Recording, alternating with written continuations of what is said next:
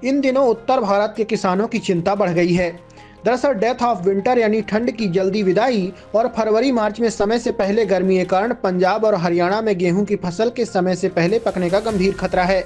इस असामान्य गर्मी और शुष्क मौसम से गेहूं के दाने छोटे रह सकते हैं, जिससे पैदावार में कमी और 2022 जैसी फसल क्षति की आशंका बढ़ गई है। हालांकि कृषि विशेषज्ञों ने गर्मी के प्रभाव को कम करने के लिए हल्की सिंचाई करने की सलाह दी है, ताकि दाने का आकार छोटा होने से कुछ हद तक बचाया जा सके।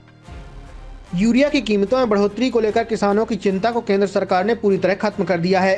केंद्र सरकार ने स्पष्ट किया है कि यूरिया की कीमतों में बढ़ोतरी का कोई प्रस्ताव फिलहाल नहीं है और 45 किलोग्राम के छोटे बैग का उद्देश्य यूरिया के अत्यधिक उपयोग को रोकना और संतुलित उपयोग को बढ़ावा देना है। 45 किलो नीम कोटेड यूरिया की बोरी का रिटेल मूल्य 242 रुपए पर स्थिर रखा गया है।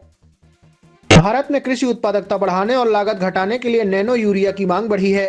सरकार नमो ड्रोन दीदी योजना के तहत ड्रोन आधारित खेती को बढ़ावा दे रही है। ये तकनीक न केवल समय और पानी बचाती है, बल्कि समान छिड़काव सुनिश्चित करती है, जिससे उर्वरक उपयोग में 20 से 40% तक की कमी आती है।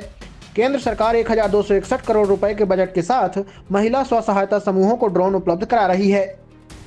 सरकार ने कपास के सीजन के दौरान न्यूनतम समर्थन मूल्य पर कपास की खरीद के लिए भारतीय कपास निगम को 1718.56 करोड़ से अधिक की धनराशि को मंजूरी दे दी है।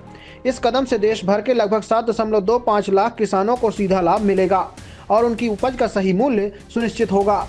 ये सहायता तब दी गई है जब बाजार में कपास के दाम MSP से नीचे चले गए थे, जिससे किसानों को घाटे से बचाने में बड़ी मदद मिलेगी।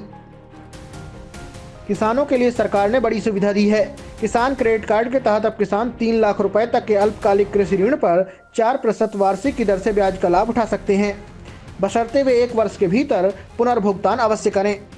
ये दर सरकार द्वारा प्रदान की जाने वाली 2% ब्याज सब्सिडी और समय पर भुगतान के लिए 3% की अतिरिक्त प्रोत्साहन छूट के कारण संभव हुई है।